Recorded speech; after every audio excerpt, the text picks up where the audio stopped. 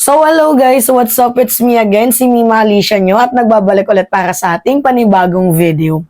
So ito na nga po guys, di ba matatandaan ninyo, noong nakaraang araw, nagsalita itong si former President Rodrigo Roa Duterte na kung saan itong kanilang sinasagawang prayer rally kahit saang dako man daw ng mundo ay wala daw po itong kasiraan. So sinabi yan ng tatay mo Baste, ito lang talaga guys yung hindi ko magets, no?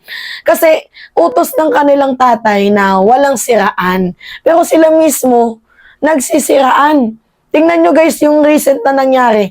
Nilamon ni Baste Duterte itong si Bongo. Kumbaga parang merong nangyaring cannibalism. Diba lamunan sila eh. Lamunan yung nangyari. Siraan.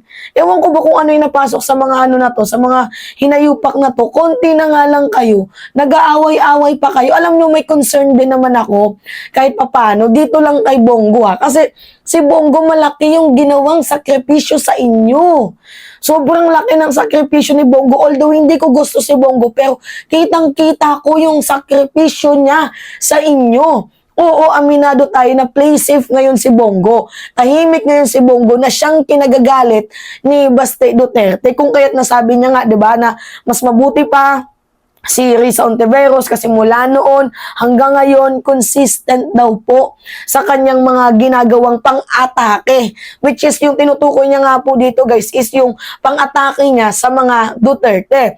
So ngayon nga po guys, kung ipagpalagay na lang natin si Bongo sa dito ngayon sa kinatatayuan niyang gobyerno, paano niya naman unang-una titirahin si President Marcos? Wala namang katira-tira, 'di ba? Walang katira-tira kay PBBM. Ano yung titirahin niya? Ano yung gusto niyong gawin? Gumawa ng issue? Gumawa ng ingay? Itong si Bongo, gayahin si Bobong Padilla?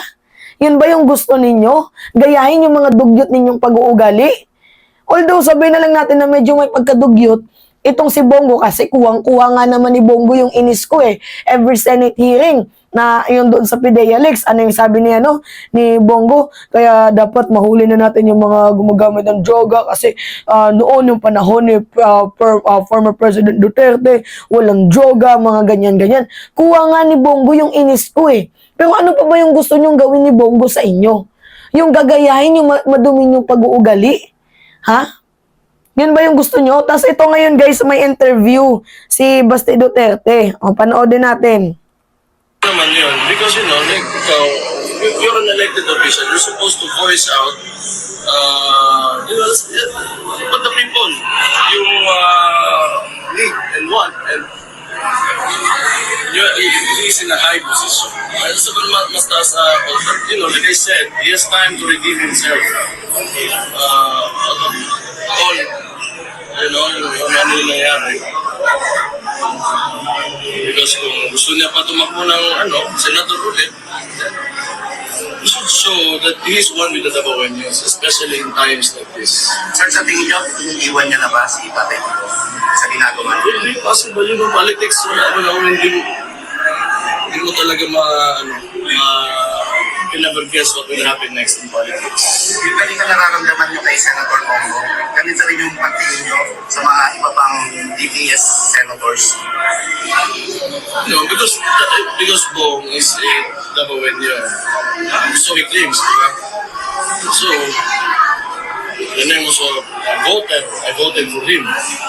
So, yung sinasabi ko, not because he used to be, former secretary or chief of staff of the previous president, but it's as a voter. I'm talking to him as a voter. So parang ang lumalabas kasi dito guys, sa pananahimik ni Bongo, sa hindi niya paggaya kay Padilla, yung ginagawang tirada ni Padilla, no?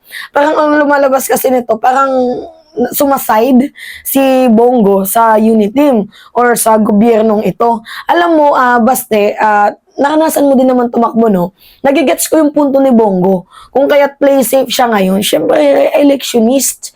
Tatakbo. Alangan naman gayahin niya yung mga kabulastugan ninyo. Although hindi ko iboboto si Bongo hindi ko to binoboto, pero nagigets ko yung punto ni Bongo na kung kaya't dapat manahimik muna ako. tigilan ko muna ang kakasama sa inyo. Instead na sumama ako sa Modominiong rally, baka mabahiran pa yung pangalan ko. Dito na lang ako, magbigay ng relief goods, bisita-bisita sa mga area. Kasi ganun po guys yung ginawa ni, ni PBBM, na hindi ko sa kinukumpare ha. Mantakin nyo, kapag sumama ka sa isang grupo na puro paninira, ano yung mangyayari sa'yo? Madadawit ka, di ba? So, nung panahon ng eleksyon, kung matatandaan ninyo, di ba mayroong mga debate? Yung debate na yun, makakasira lang kay President Marcos. Kasi yung issue doon, babalikan martial law. Ano yung ginawa ni PBBM? Nandoon po siya sa mga rally. Di ba? Doon po siya nakikipagkapwa-tao. Pinupuntahan niya yung mga areas na kung saan magpapakilala siya. Yun yung ginawa ni President Marcos. 'Di ba? Iwas sa issue. Kasi nga guys, yung issue na yung martial law, nasagot na yan matagal na. Almost a decade na, nasagot na yung issue na yan, tapos babalik-balikan. So instead na mag-focus siya doon, i-defend niya sarili niya about sa martial law, ginamit nila yung social media. Pinaliwanag na nila doon lahat. So kung gusto niyong marinig yung sagot, nasa social media. Ang ginawa ng team nila, pumunta sila sa mga lugar kung saan mayroong gaganaping rally. 'Di ba? Doon nila kinakamay si PBBM. Doon sila nakikipagkapwa-tao. 'Di ba mas safe yung ganoon kaysa pumunta ka sa isang danger zone? Kagaya ng ginagawa ni Bongo ngayon, namimigay siya ng mga relief goods. Instead na pumunta sa mga maduduming rally na mababahiran lang din ng dungis ang kanyang pangalan. Or else, meron pang mas malalim dyan. Kasi yan lang naman yung isinapubliko nila eh. Yung pagiging tahimik ni Bongo. Yun lang yung isinapubliko nila. Or else, meron pang mas malalim dyan. Pwedeng ganun eh. Pwedeng si Bongo ay sumapi na nga sa unit team nang hindi lang nila namamalayan. Tapos may nagtimbre, kaya ngayon nagkakagulo sila. Kaya nilamon ni Baste, itong si Bongo, pwedeng ganun. Pero I doubt it. Kasi pwedeng another tactics lang din naman ito. Pwedeng another political drama. Pero it could affect the senatorial candidate ni Bongo. Kung ito, ang baho ng tactics nyo, sa totoo lang, pwedeng ganon. Pero yung purpose natin dito, yung message natin dito, ang pangit naman nun. Mga dilis to dilis. Di ba nagkakainan kayo? Ang pangit ng pagiging war freak at pagiging war shock ninyo. Hindi tama yun kasi ano yung sabi ni Duterte? Yung hakbang ng maisog, ano lang yan, grupo para sa mga mamamayang Pilipino, pro-people, pro-justice, pro-life. Yan daw yung hakbang ng maisog, walang paninira. Ano to? Yung ginagawa ninyo, hindi ba paninira yan? Konti na nga lang kayo, nag-aaway-away pa kayo. Oh my goodness, mahiya naman kayo sa mga skin tone, sa mga balat ninyo eh. Hindi tama yung ginagawa ninyo. Ang nangyayari dyan, kayo yung nasisira. 'Di ba? Kaya walang unity team sa inyo eh. Kasi mantakin nyo guys sabi ni Roque, nasira yung unity team dahil kay Marcos. O tingnan nyo tong ginagawa ni Baste. Hindi lang ninyo nagustuhan yung ginagawa ni Bongo na pananahimik, tinira na ninyo.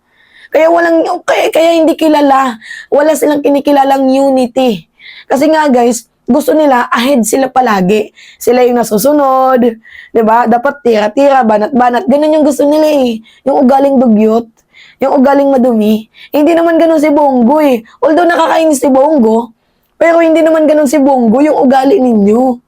Diyos ko po, ano ba nangyari sa inyo? Ano yun? Singilan ng utang na loob? Anyway, yun guys. 'Di ba? Napakawalang hiya talaga ng ginagawa nila, no? Isang malaking kahihiyan talaga yung grupo ninyo. Yun lang talaga yung masasabi ko.